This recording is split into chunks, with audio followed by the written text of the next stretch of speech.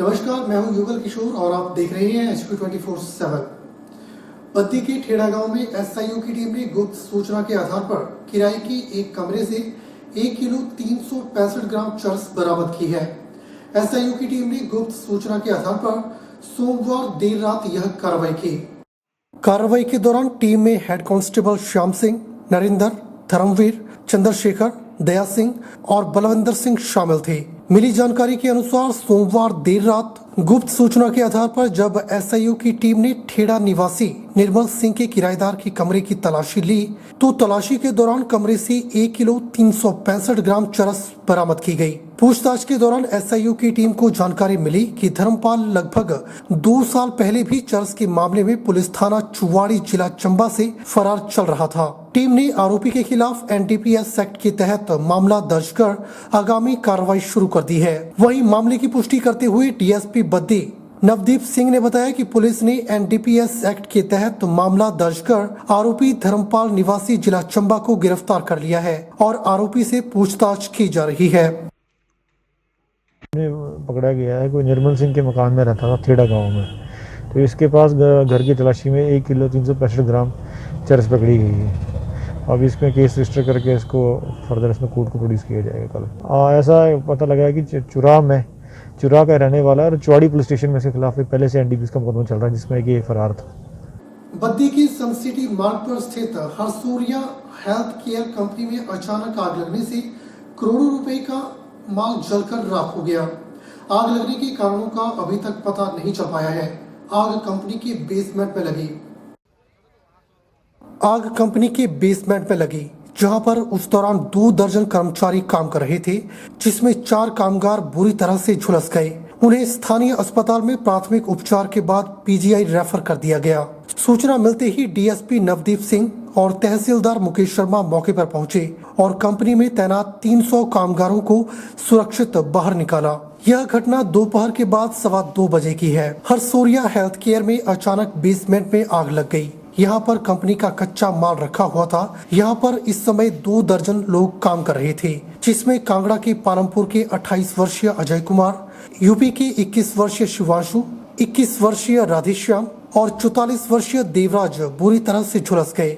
उन्हें तुरंत स्थानीय निजी अस्पताल पहुंचाया गया, लेकिन हालत नाजुक होने पर PGI रेफर कर दिया गया। DSP नवदीप सिंह ने बताया कि मौके पर पहुंचकर कंपनी के सभी फ्लोर खाली करवाकर कामगारों को सुरक्षित बाहर निकाला गया। फायर ऑफिसर कुलदीप ठाकुर ने बताया कि सूचना मिलते ही फायर ब्रिगेड मौके पर पहुंच गई थी।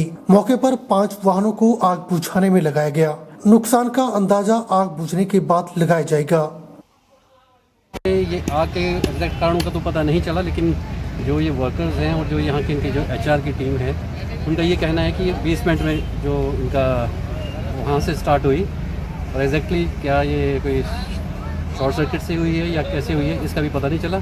इसमें 4 वर्कर्स इनके इंजर्ड हुए हैं जिनको PGI रेफ़र किया गया है। आग पे अभी चला हुआ है, इसमें 3 फायर टेंडर्स लगे हुए हैं और आग क्योंकि ज़्यादा है थोड़ा टाइम लग रहा है इसको काबू पाने में। हमारे पास 4 पेशेंट्स आए हैं, इनमें से 2 की कंडीशन थोड़ी सीरियस थी और 2 को अराउंड 40% के आसपास पहुँच थे। उनकी फर्स्ट एड करके मेडिकेशन करके उनको दी गई।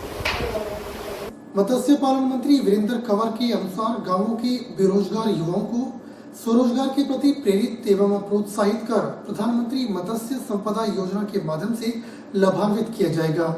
नौजवानों को घर द्वार पर ही रोजगार के अवसर सृजित किए जाएंगे। कन्वर्जेशन मॉडल को मनरेगा के साथ जोड़कर पानी और जमीन की उपलब्धता के मद्देनजर फ्री ऑफ कॉस्ट तालाब बनाकर दिए जाएंगे।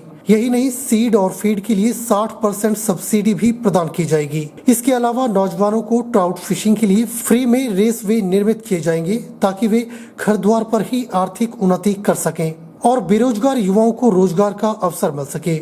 वहीं कोर डैम में विभाग की ओर से किए गए नए प्रयोग रेनबो ट्राउट की बिक्री पर आए संकट को लेकर किए गए सवाल के जवाब में मंत्री वीरेंद्र कंवर ने स्पष्ट किया कि कोरोना संकट की वजह से मार्केट बंद हुई, जिससे सारा कामकाज प्रभावित हुआ है।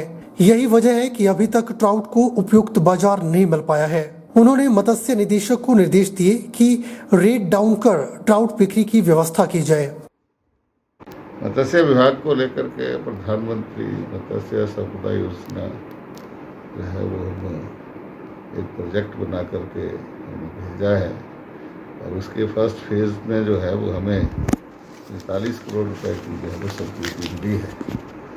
हम गांव के अंदर नौजवानों को रोज़गार देने के लिए और इस योजना को लोगों तक पहुंचाएंगे और इसको हम कन्वर्जेंस मॉडल के ऊपर मनरेगा के साथ भी जोड़ेंगे कि हम कोई नौजवान अगर आता है कि मैं जो है वो काम करना चाहता हूँ, तो अगर हमारे यहाँ पर तालाब है, पानी है, तो हम तालाब भी मनरेगा से फ्री में बना करके उसको दे देंगे और 60% की सब्सिडी जो है सीड में और फीड में, वो भी जो है वो प्रावधान हमारे पास है, हम उसमें भी देंगे। और उसी तरह से जो ट्रॉट फिशिंग है, ट्रॉट मछली के पालन में भी हम वो रेस में भी हम फ्री में मनरेगा के माध्यम से बनाने की व्यवस्था हमारे पास है, हम वो भी करेंगे। हिमाचल प्रदेश के 5 बड़े जलाशयों में 2 माह के लिए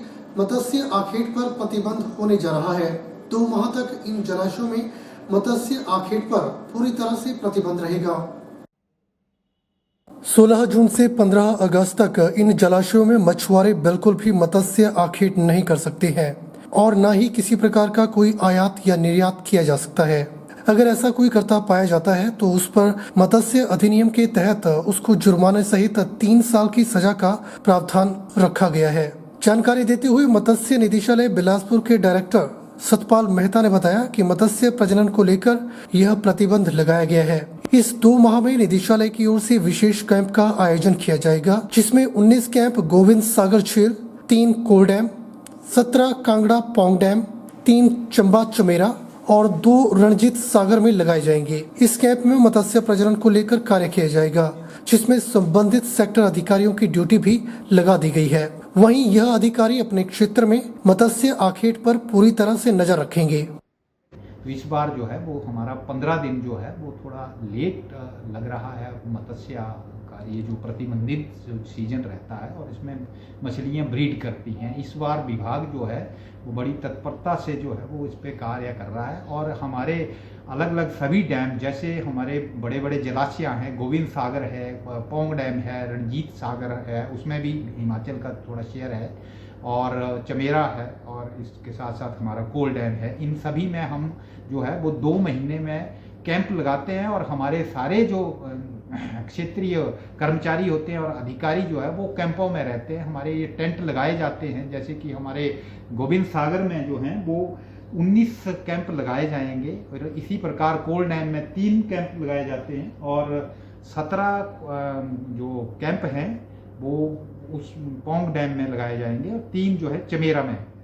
बिलासपुर सदर के विकास कार्यों को लेकर समीक्षा बैठक आयोजित की गई। समीक्षा बैठक में विधायक सुभाष ठाकुर ने शिरकत की। विधायक सुभाष ठाकुर ने कहा कि जो कार्य रुके हुए थे और कम गति से हो रहे थे, उनको लेकर समीक्षा की गई है। उन्होंने कहा कि बिलासपुर में कोरोना पर नियंत्रण पा लिया गया है और कोरोना के कम मामले देखने को मिल रहे हैं। हमारे चुनाव क्षेत्र में जो डेवलपमेंट वर्क्स थे उनकी समीक्षा भी की गई और जो काम कंप्लीट हुए हैं उनको एनरोल किया गया और बहुत से काम हैं जो सैंक्शन हुए हैं और जिनके शिलान्यास होने हैं उनके बारे में चर्चा की गई। और कोरोना के दौर में कि कौन कौन से काम हैं जो जिनमें काम हुआ है और कौन से ऐसे काम थे जिनमें थोड़ा काम कम हुआ है, उसकी हमने समीक्षा की है। और अब कोरोना जो ये महामारी है यह हमारे बिलासपुर में इस पे ऊपर कंट्रोल हुआ है, पूरे हिमाचल प्रदेश में कंट्रोल हुआ है।